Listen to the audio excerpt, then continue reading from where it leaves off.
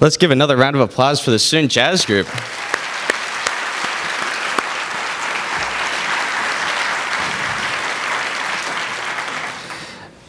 Just wanted to give a quick recognition to our student players there. That was Ero Quinones on drums, Brandon Schmidt on guitar, and Elijah Jabera on bass.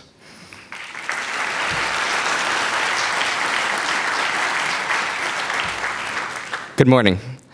My name is Austin Davis, and I am the president of the SUNY Oswego Student Association. Welcome to President Peter Nwosu's inaugural State of the University address.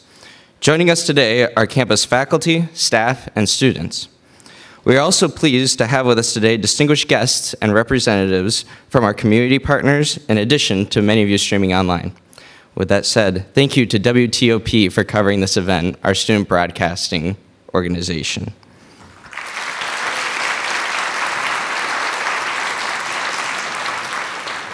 Members of the audience, please rise for the singing of our national anthem, led and sung by Oswego theater major Cameron Weber, class of 24.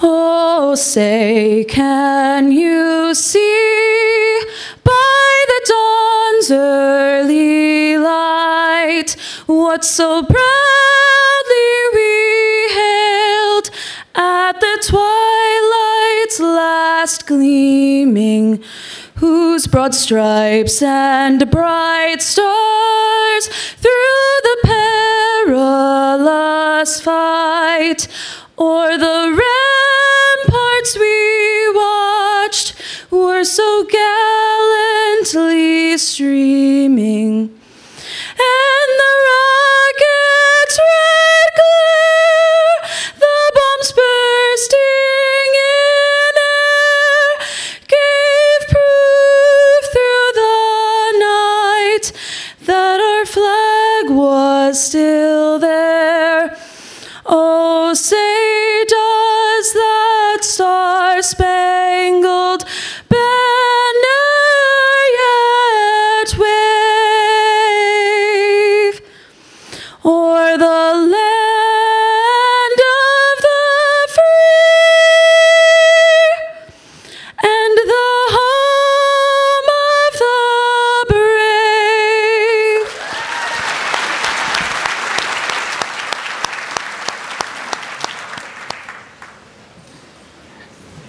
And now it is my pleasure to welcome to the stage Dr. Elizabeth Dunn Schmidt, Chairperson of the Faculty Assembly and Professor of Economics.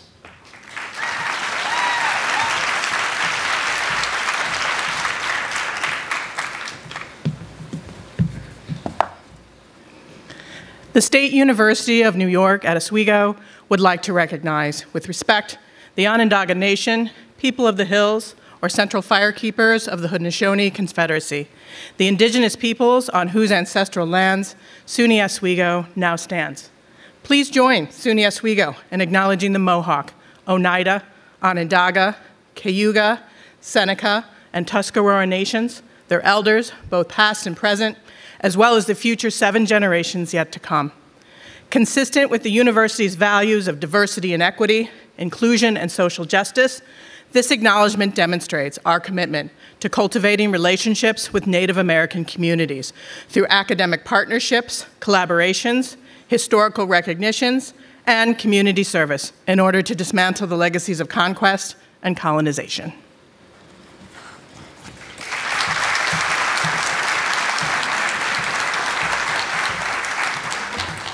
Thank you, Dr. Schmidt.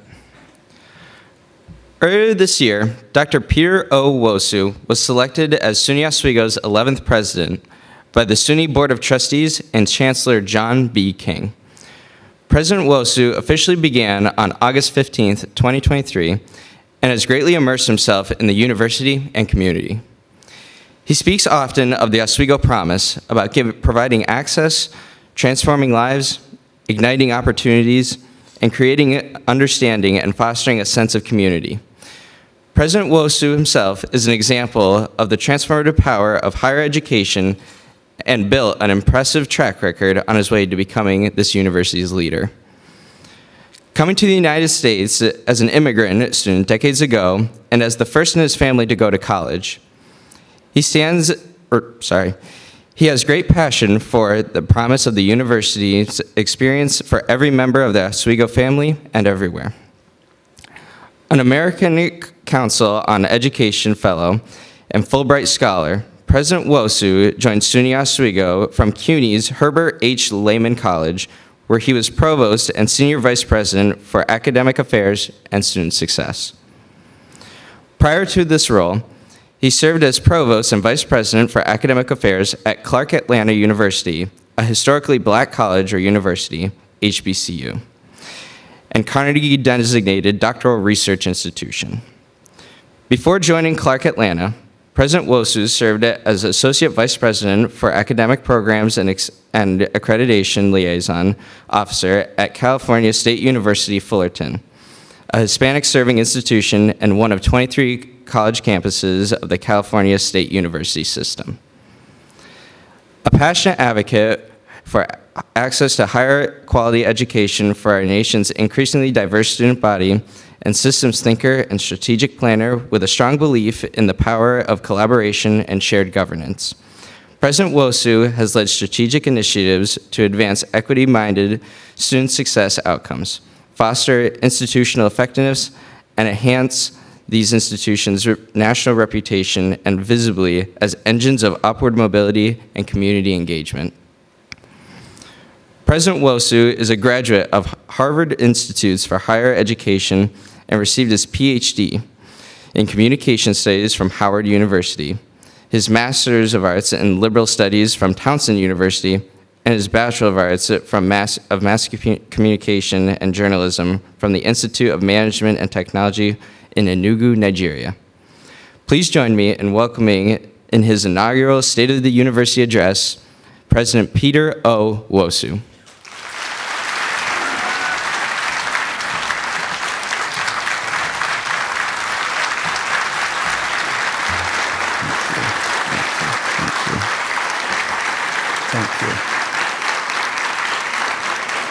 Thank you. Please be seated.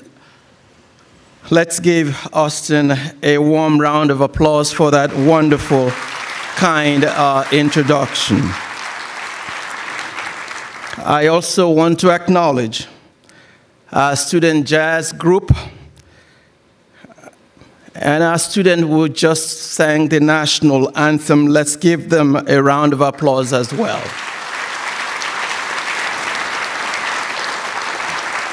And I want to say good morning, everyone, and thank you for taking the time to be with us this morning. It is wonderful to see some faces. I hope I can get a chance to meet you in person at the end of this morning's event.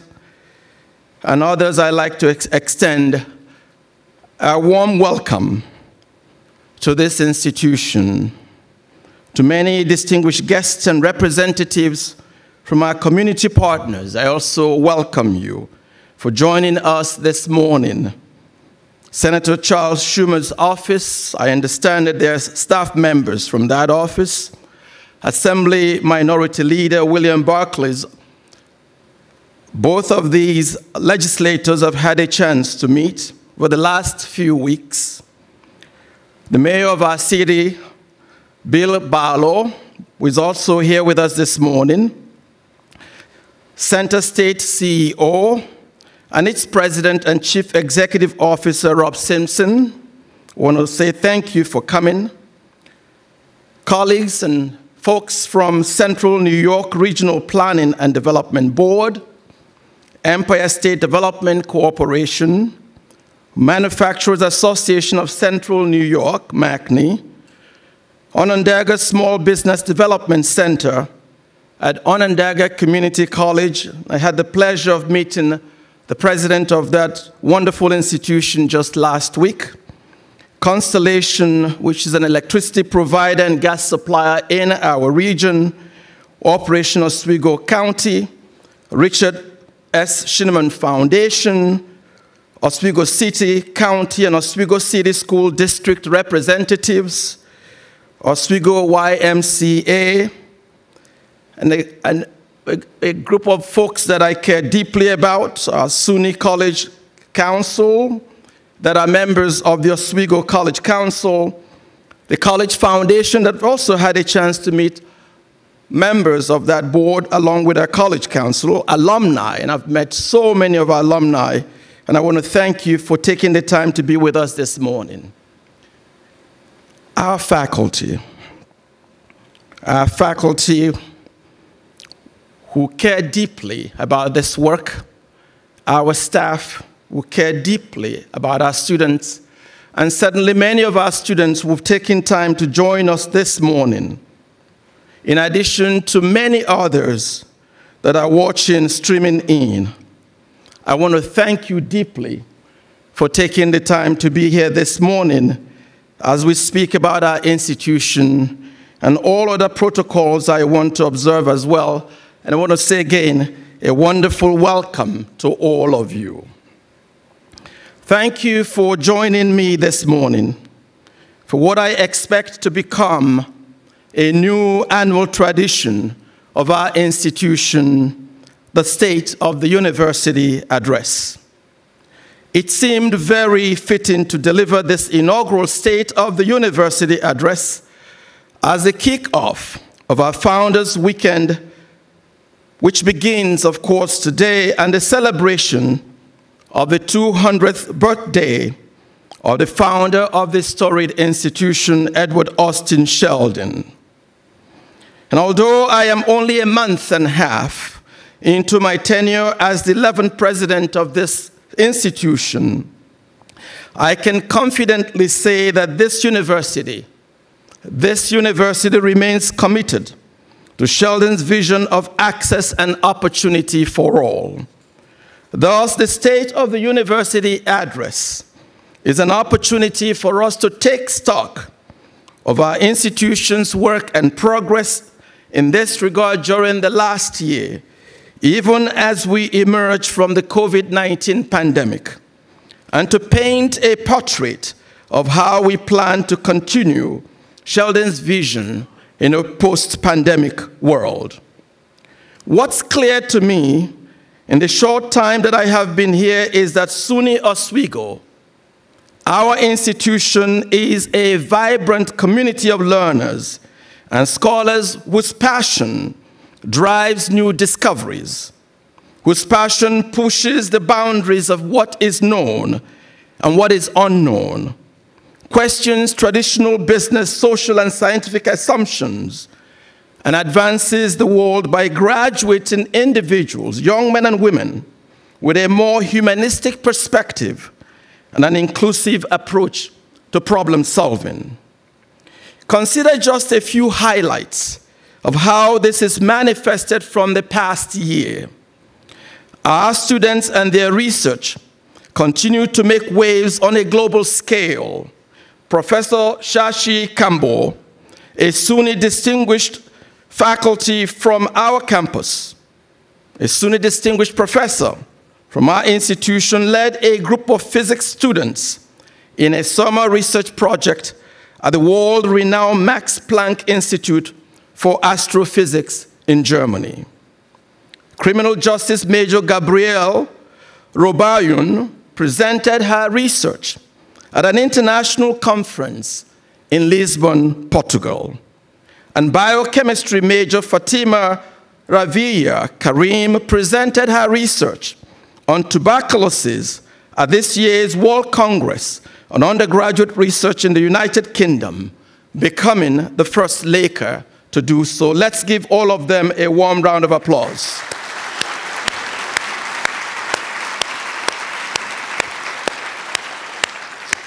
SUNY Oswego Lakers raise our institutional profile by taking home awards and earning recognitions at this year's International Technology and Engineering Educators Association Conference, at the New York State Broadcast Association Excellence Awards, at the New York State Business Competition event, and at the Kennedy Center American College Theater Festival Awards, among many others.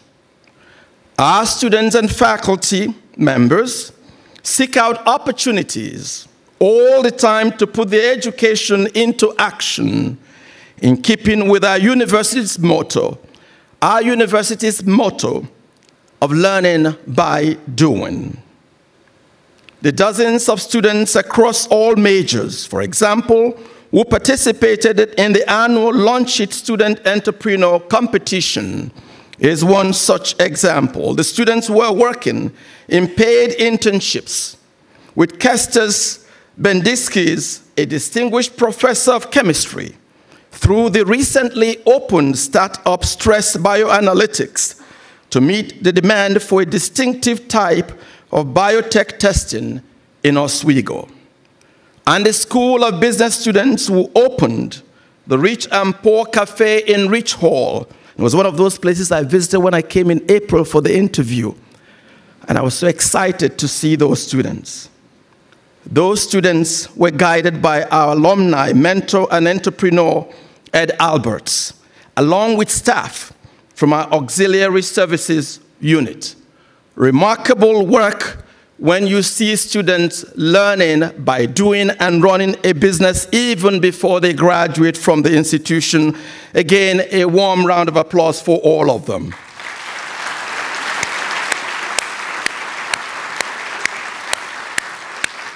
Last year, the university brought in a fall 2022 incoming class of nearly 2,400 new students, 1,472 first-year students, 528 transfer students, and 390 graduate students. And those students represent our largest class since the pandemic, and of course, the second largest class at the institution in the past 20 years. Our admissions and enrollment management team continued the hard work of attracting new students to the shores of Lake Ontario in the aftermath of COVID-19. Our faculty brought in $7 million in funding for 80 new grants and contracts, which represents a 70% increase over the previous year. These grants will enable our scholars to explore issues ranging from the aging brain to the impact of wind turbines on lightning, to the changes in environmental DNA in the Great Lakes ecosystem, to recruiting and training school psychological counselors in the Syracuse City School District. In addition to these external research grants, the university raised $5.1 million last year from more than 4,800 alumni and donors. And the university saw our endowment surpass $62 million. You really have to give everybody a round of applause here.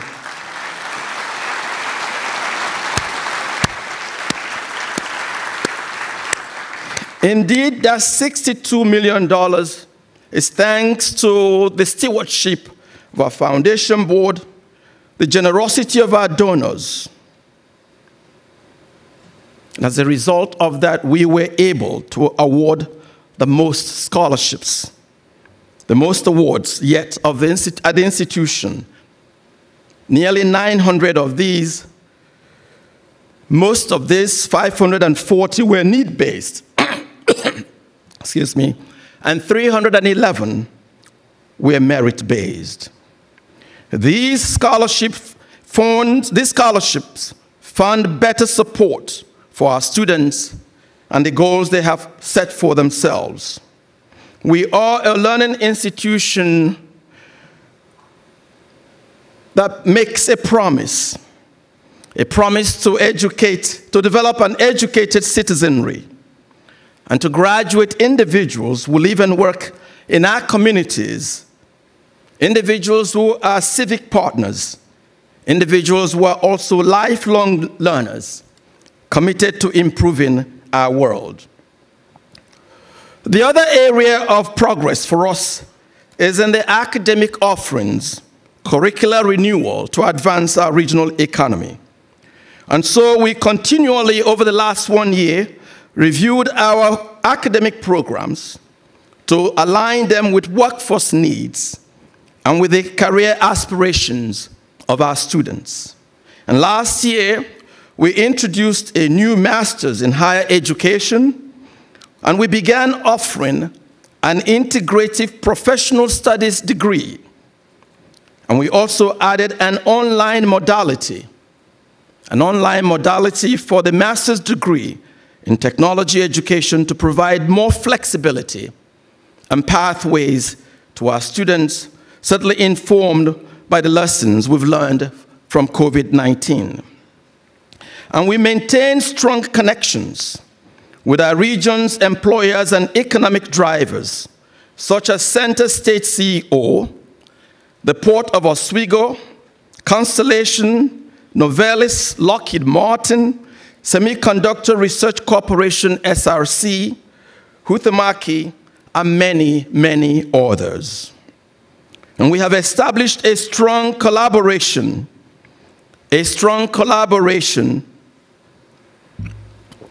with leaders from Micron and the Micron Foundation, and have several staff and faculty members serving on work groups to prepare for the chip manufacturer's arrival, with its $100 billion in investment committed to chip manufacturing in central New York over the next 20 years, with an investment of $20 billion planned by the end of this decade. And I'll come back to this point later. We have delivered programs that help establish a pipeline of for future Oswego students, including technology education's Tech Wars, that brought in more than 120 middle and high school students from 5 districts, and the theater department's Drama Fest that attracted 200 high school students for performance and critique. Our mentorship program, Focus Forward, paired middle and high school students with trained Laker undergraduate majors who help provide the academic and social support necessary for each student to achieve their full potential. We also offer a similar program for our undergraduates through the Alumni Sharing Knowledge, or the ASK program, which taps into the expertise and the wealth of experience of our 93,000 plus alumni. And last year, more than 280 alumni, connected with hundreds of our students through the ASK program, including 100 one-on-one mentorship pairings. These are significant engagements that continue to propel our promise. Please, let's give them again, all of them, a round of applause.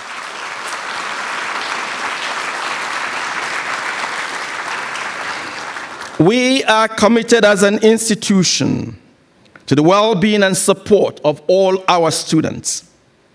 And last year, we took major steps toward fulfilling this commitment by joining the American Association of State Colleges and Universities ASCU Student Success Equity Intensive Initiative.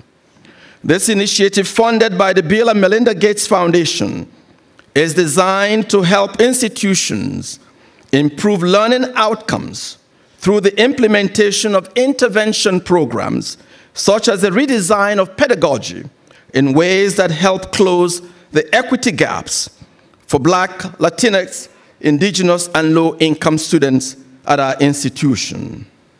And we also connected our students to tutoring and support services and infused career education, readiness, and competencies, core competencies, into the curriculum. These efforts are working, as a class of 2022 graduate survey indicate that 99% of our graduates were employed or continued their education upon leaving our institution. A round of applause for this remarkable accomplishment. And what is even more exciting is that 91% of those graduates are working full-time. Full-time. And they're also working in the field of their choice. And 87% of them chose to stay in New York State, while another 39% reside in central New York upon graduation. This, again, is thanks to the tremendous work of our faculty and staff. Our James A. Trandiflo, a graduate of our institution, was really generous donation, helped to create the James Trandiflo Institute for Equity, Diversity, Inclusion, and Transformative Practice. And we have an event later on this evening at the Institute's office. The Institute has served as a central hub to support a range of activities and programs that speak to our commitment to diversity and equity and inclusion, to promote cultural humility, to promote civil discourse and active engagement on our campus. The Institute is helping to ensure that our institution is an inclusive community whose members are committed to making positive change in the world. And working in tandem with the Institute, groups such as the Bias Prevention and Response Team and the LGBTQIA+ Working Group help to provide education, support, and guidance to make all campus members feel welcome and valued. Being considerate of others also means that we must be responsible stewards. We must be responsible stewards of the earth for future generations and embrace sustainable practices. I am happy to report that campus-wide efforts and continuous improvement earned SUNY Oswego the coveted Gold Stars Sustainability Tracking Assessment and Rating System status from the Association for the Advancement of Sustainability in Higher Education. And this achievement, this singular achievement, establishes our institution as a leader in higher education with sustainable practices. And I'll ask you to give us, everyone, a round of applause.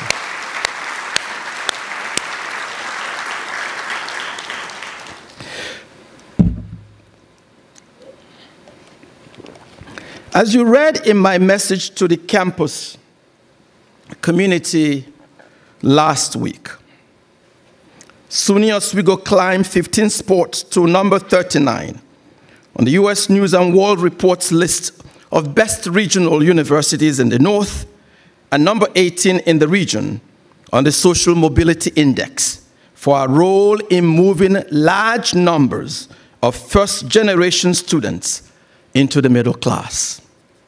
And this affirms our vital role as an engine of upward mobility. These are just a few of your accomplishments, our accomplishments, and they reflect the dedication and care each one of you placed in advancing our mission.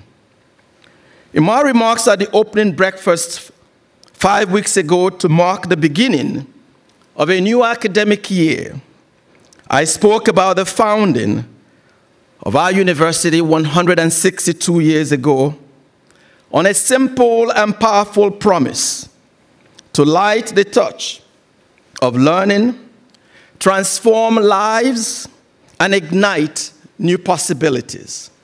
It is a promise encapsulated in the motto that I referred to, our motto, learning by doing, a testament to the power of applied learning.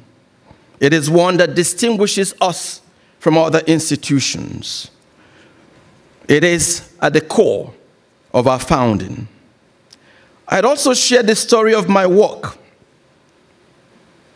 The story of my walk around the presidential residence, Shady Shore.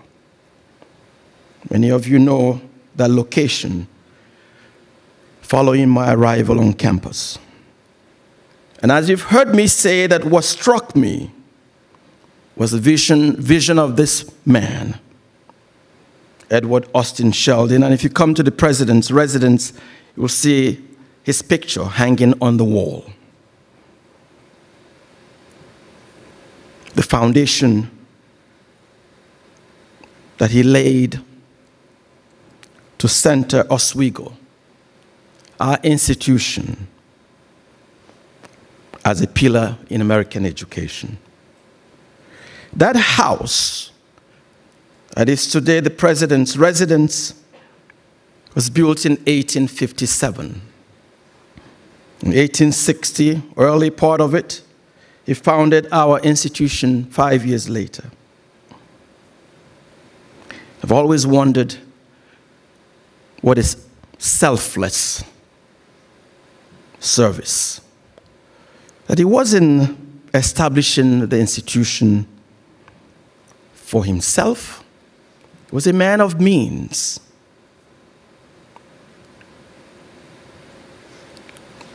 He was establishing an institution for the future.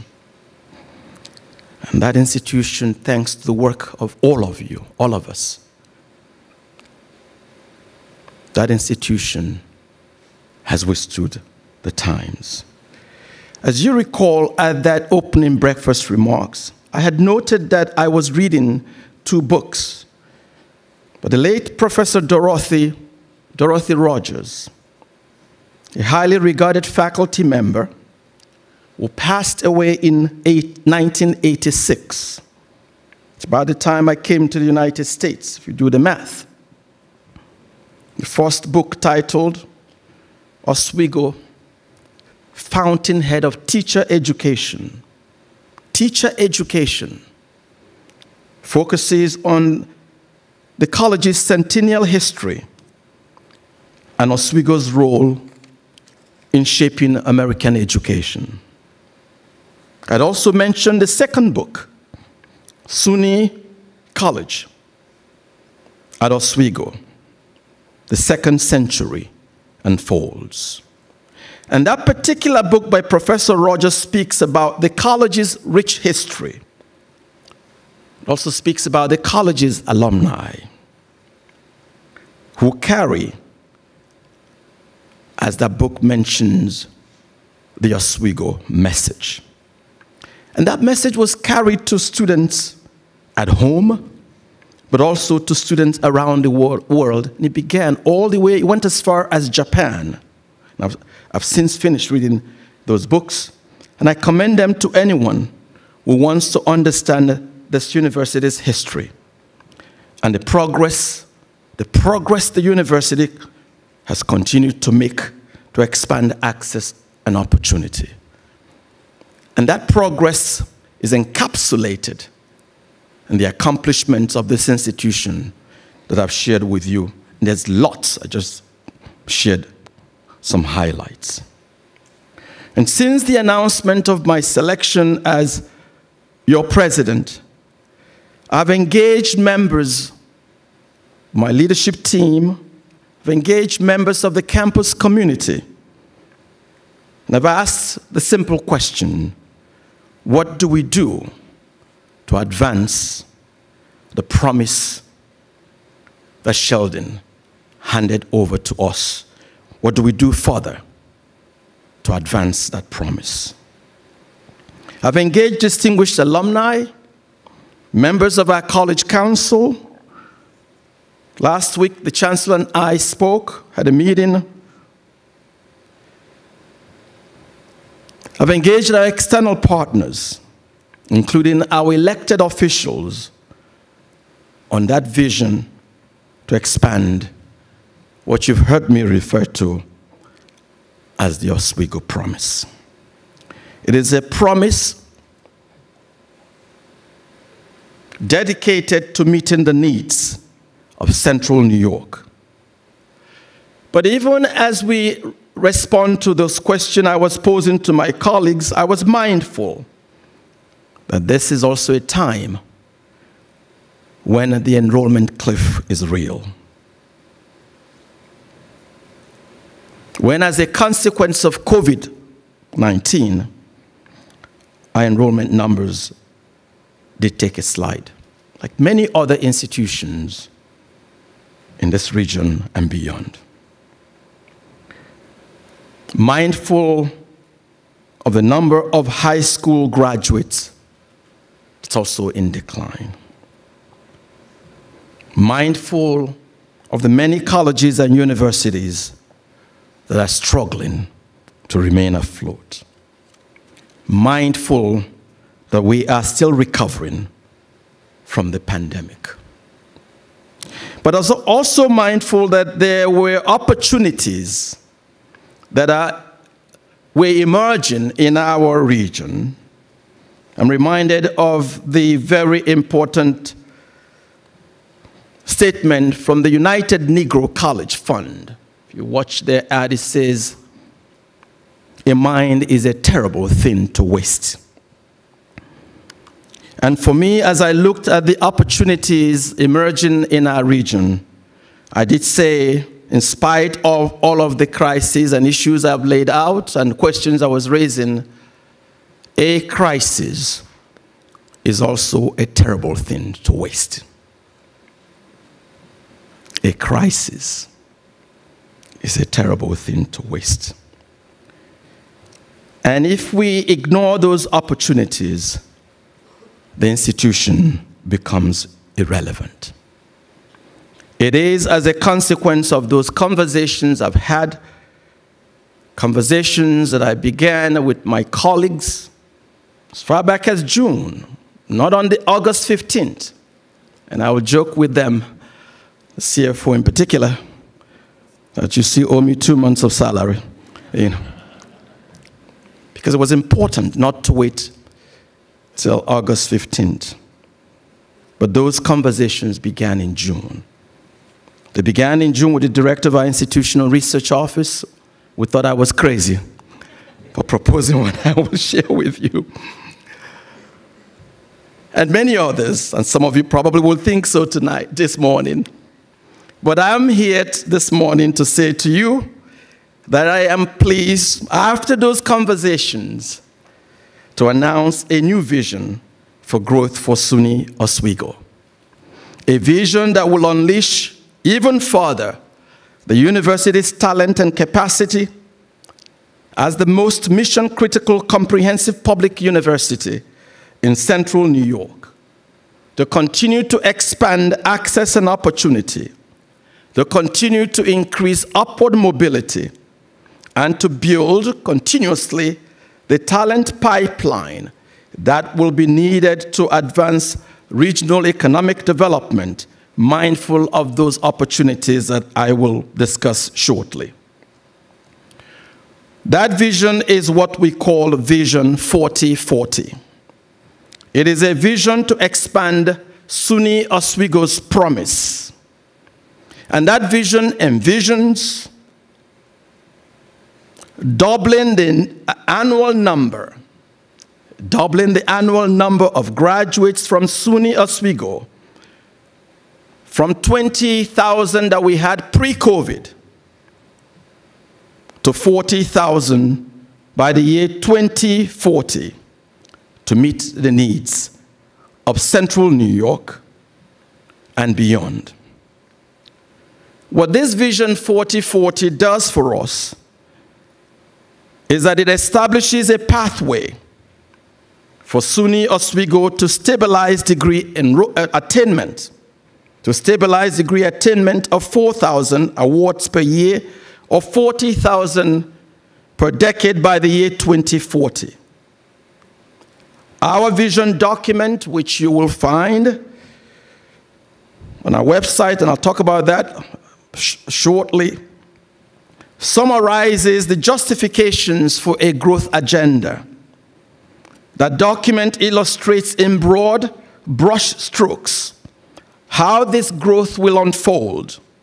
That document identifies some of the critical questions the university's regional partners will help answer with us in the months to come. And it concludes with a call to imagine what this region will become as Vision 4040 comes to fruition. It is a 20-page document. And I encourage you to read it carefully. It is one that we have socialized with our key stakeholders. And we've received lots of feedback as well as we finalized the document. It's a living document as well. Why is a vision for growth important for us at Oswego and for our region? First, Central New York's existing major employers. It is important to note this, that our region's existing major employers continue to expand, even as parts of the country are not.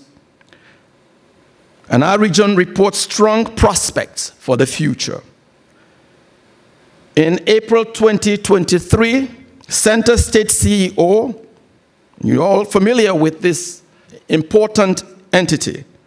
It is Central New York's preeminent business leadership and economic development organization, and it reports an expected $6.2 billion in capital investment from 45 active projects.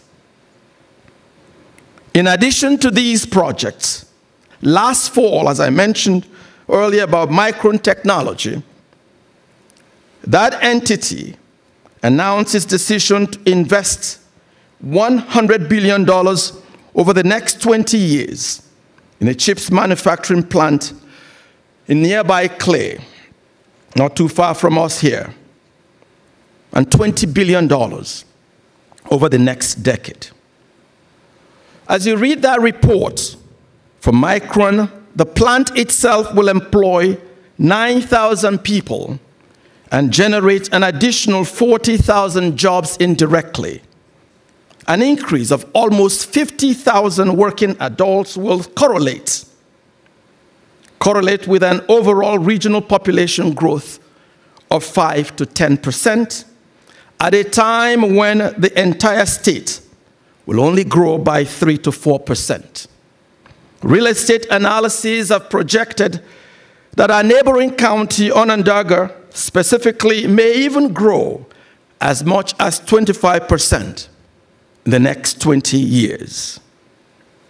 Second, some of Micron's reasons for locating to Central New York, namely relative climatic stability and unquestionable access to some of the freshest water basins in the world, will almost certainly attract additional manufacturers to our region, so that other companies are likely to move into Central New York as well. Remember what I said? A crisis is a terrible thing to waste. And I would say opportunities are a terrible thing to waste. So these emerging opportunities speak to our vision for growth. We are planning today, and it's important to underscore this, we are planning today so we are ready to meet the educational and talent needs of a growing population in Central New York. After all, we are this region's, these areas' most important institution, public comprehensive institution. Third, when we look at data, this is one that struck me as well. When we look at data on degree attainment rates in New York, it is clear that the 5 counties of Central New York, our region, remain the least educated compared to the rest of the state.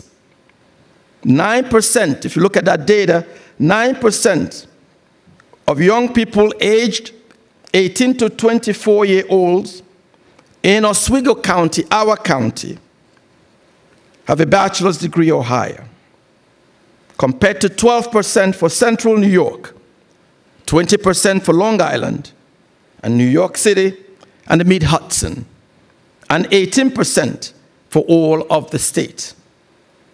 To move our region's rates of baccalaureate degree attainment up to the state's rates will require us to educate 5,000 more young adults, 18 to 24-year-olds, and 32,000 more adults over the age of 25 who live in the region. Vision 4040 takes this into account, and the whole idea of the vision is to build gradually towards it. But that requires planning. You don't achieve 40,000 or 4,000 overnight. Our goal is to build, our vision and the plan is to build towards it in ways that help to advance our region's economy. Given the new opportunities emerging in this region, as I've mentioned, we also have a chance. We have a chance to educate more local residents through degree, certificates in particular, and quality credential programs. And in doing so, improve the quality of life, not just for those young people, but for the entire region. Imagine for a moment that one of those young people I mentioned, 18 to 24, decides to come to SUNY Oswego for a micro-credential or a certificate program.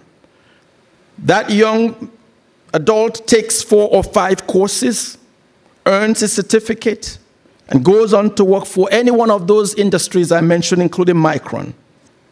It is possible that this young man, woman, this student may decide to come back to earn a bachelor's degree.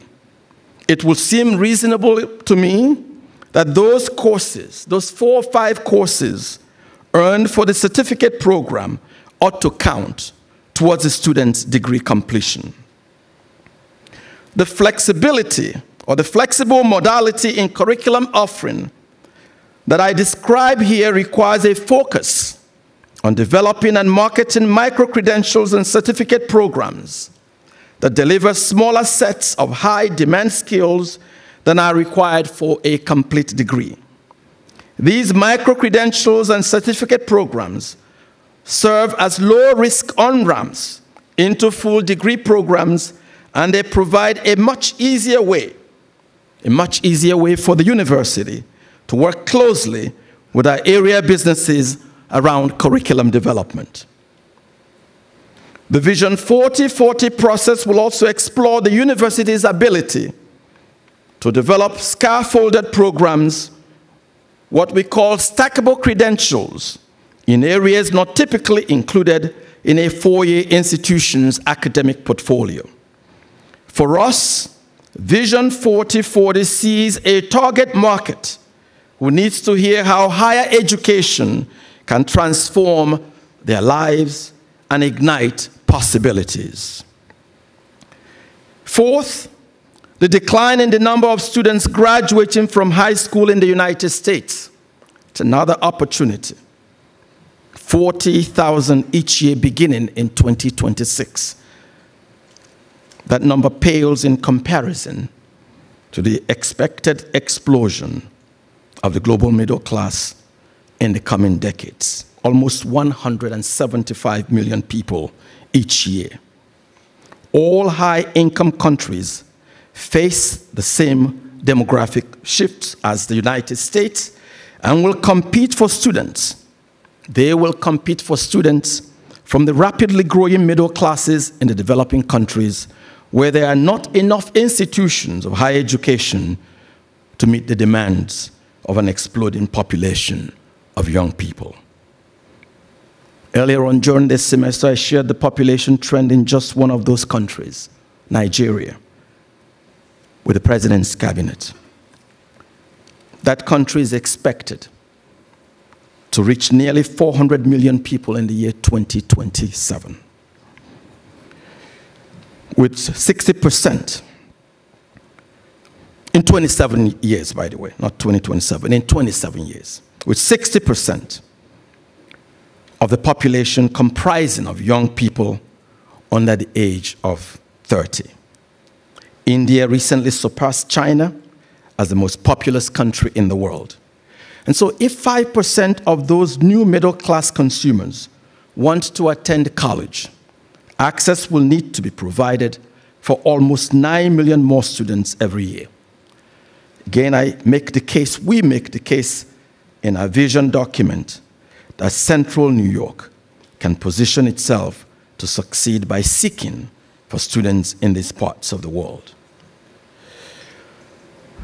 As you know, I was one of those students. was one of those students when I came to the United States many years ago.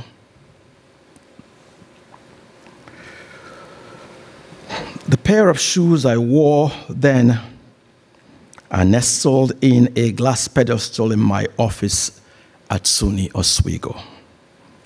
They were in my office at Lehman College, where I was before joining this storied institution. And ever since the first time I spoke about these shoes here, many have asked, students have sent me emails asking to see these shoes, and I have brought those shoes here to share with you. James.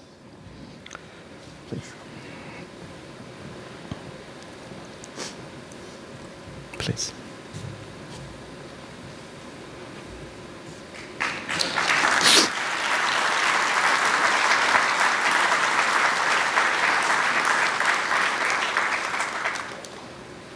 And James has joined me here. James is a student from the Democratic Republic of the Congo. And his parents, like myself, came here many years ago. James was born here in Binghamton. And he came to our institution. And I know that his own parents came in their own shoes, like many of us in this room. And for me, those shoes are my compass. They center me about what is important. They remind me of where I began and what's possible. And you have seen me talk about the power of education to transform lives. But also I add the other statement: the power of education to ignite possibilities.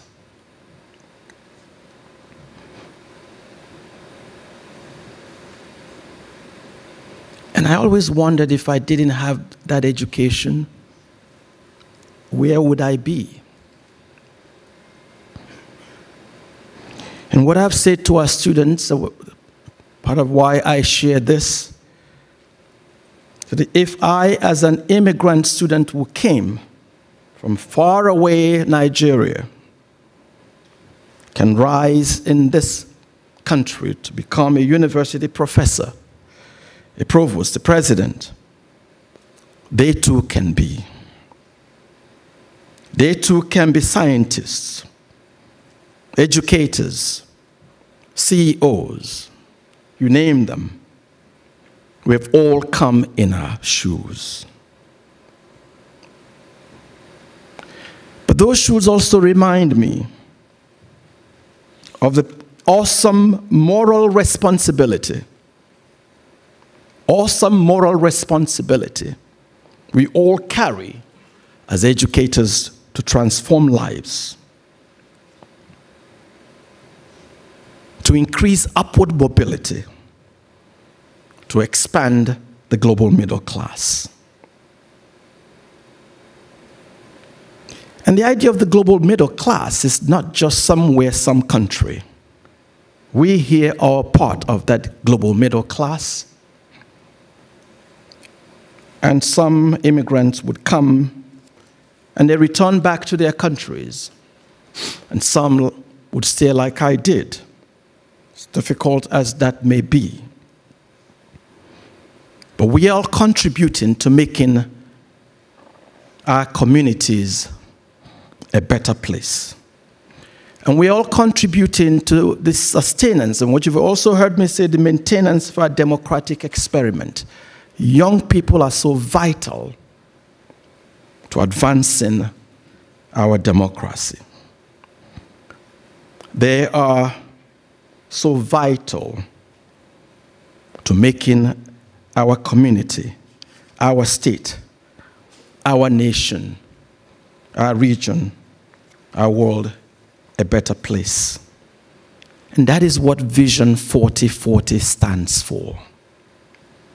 It is this university's effort to expand the realm of possibilities by transforming lives, so that a young person that comes here, an adult who comes to join us to seek an education, is prepared, fully prepared to take on the responsibility of advancing our region.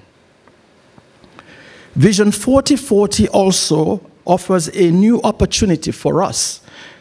And this is very important for me as I engage with some of our legislators. And they make a good point about the cost of higher education, about the value proposition for higher education. But what the vision does is to address that perception about the inaccessibility, what is often seen as an ivory tower. Yes, not everybody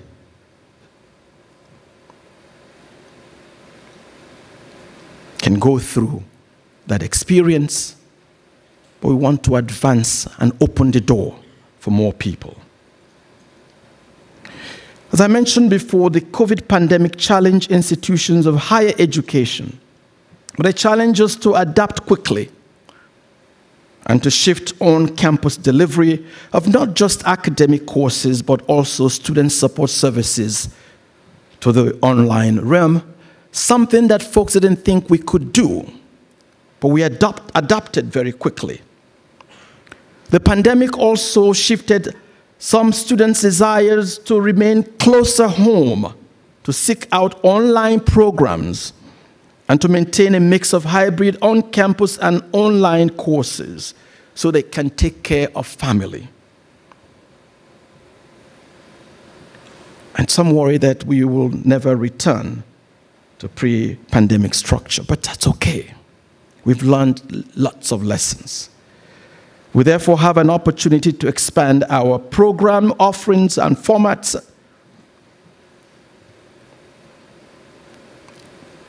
including leveraging our campus in Syracuse, improve opportunities for seamless transfers from community college partners to our institution, offer flexible programs to help students complete their programs while meeting the obligations of work and home. We already deliver a set of highly regarded niche programs around which we can build new quality credentials, degree programs, certificates to meet the workforce needs of our growing economy. With an aggressive marketing strategy that will also be very important for us as an institution.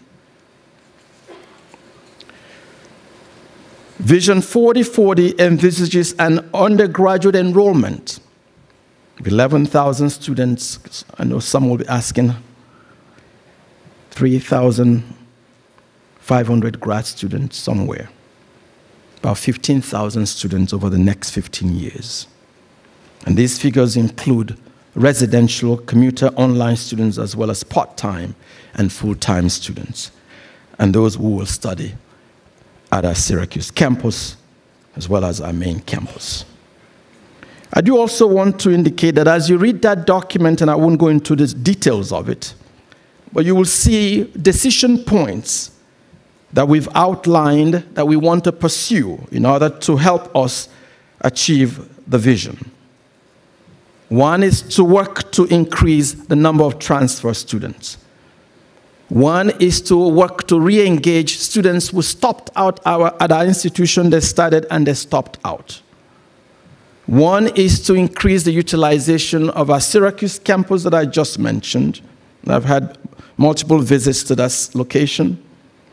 One is to continue to develop online majors, programs, and courses and expand our reach in the New York City region and beyond, where we have been working really hard to diversify our student profile. That work will continue aggressively. One, to create and market more of our certificate and micro-credentials. And I spoke to department chairs in the School of Education 2 days ago, a great meeting. They're doing wonderful work there. I plan to also engage other department chairs across our schools and college. One is to continue faculty and staff development work that supports an outstanding living and learning environment for members, all members of our community, and to develop policies and strategies to recruit non-resident international students to help further our goal of building the global middle class. And one is to commit to workforce innovation and strengthening external partnerships.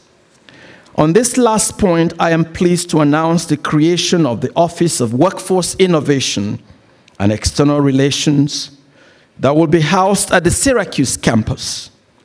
And this office reimagines the former Office of Business and Community Relations and will serve as a central hub that will facilitate external partnerships, expand workforce development, explore new academic programs, expand existing ones, develop internship and career paths for students, and launch mutually beneficial initiatives working very closely with our school deans and the Division of Academic Affairs led by our provost.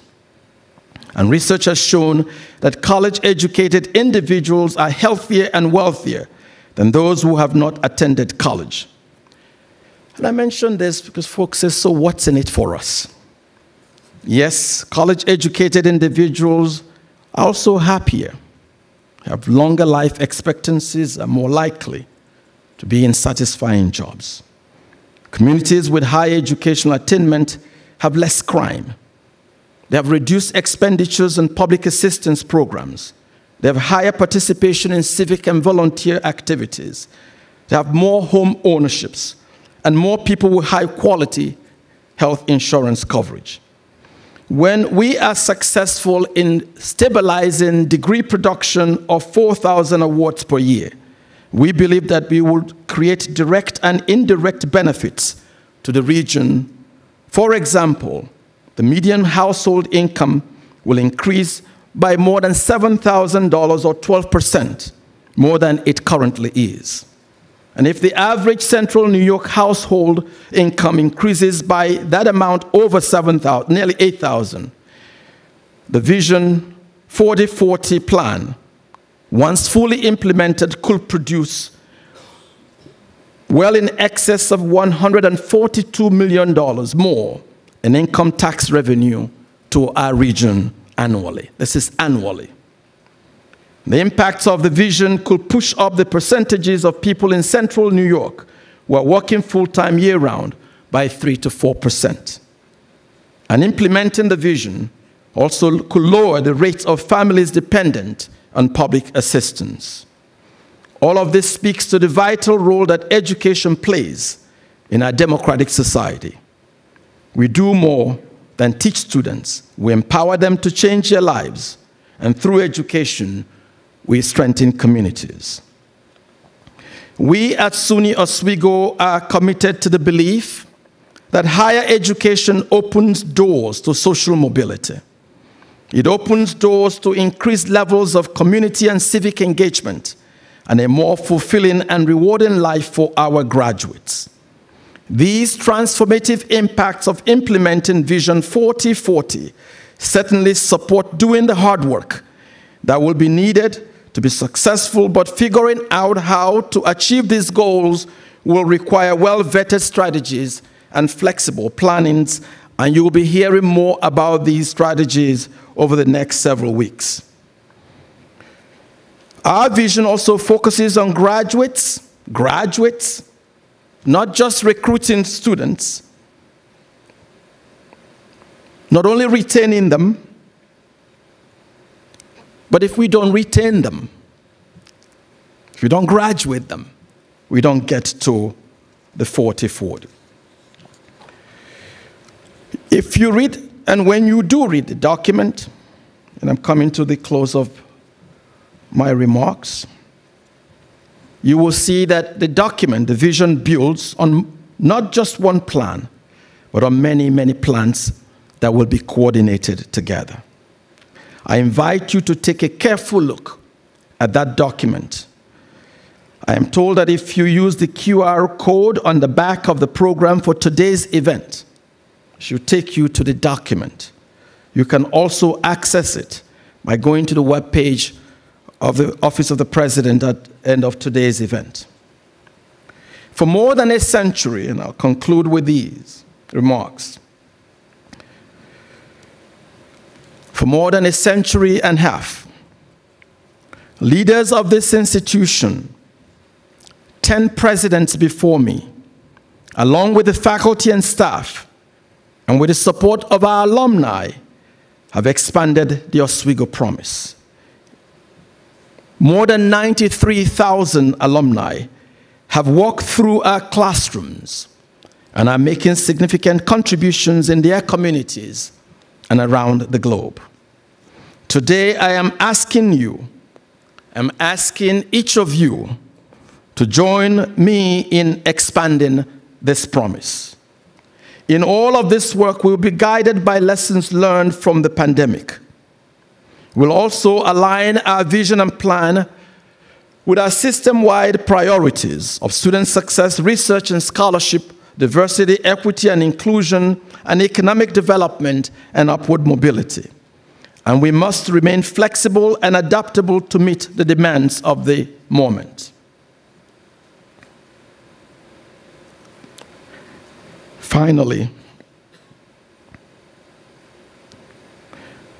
when students come here, we have a moral responsibility to ensure that they succeed. And I feel deeply about this. We are changing lives. We are transforming lives. We're igniting possibilities that lead to all kinds of discoveries that are so vital to our society. That was the promise of our founder 162 years ago. We are the keepers and the stewards of that promise. And I ask you to expand it for the sake of our communities and beyond. Thank you all for sharing your time with me this morning and the SUNY Oswego family. Go Lakers. Thank you again.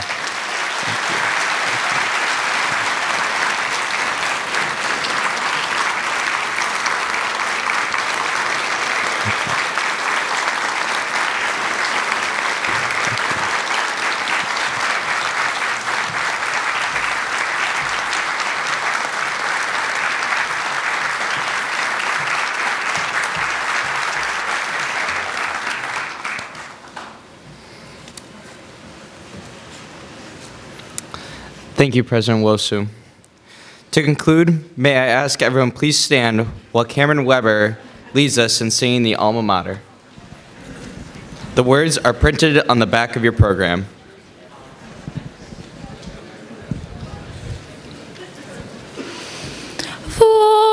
Voices fill the air, singing reverently.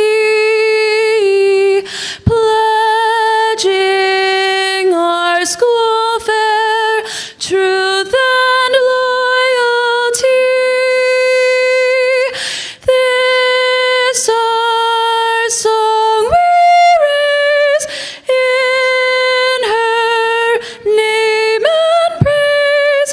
Oswego, alma mater, hail to thee.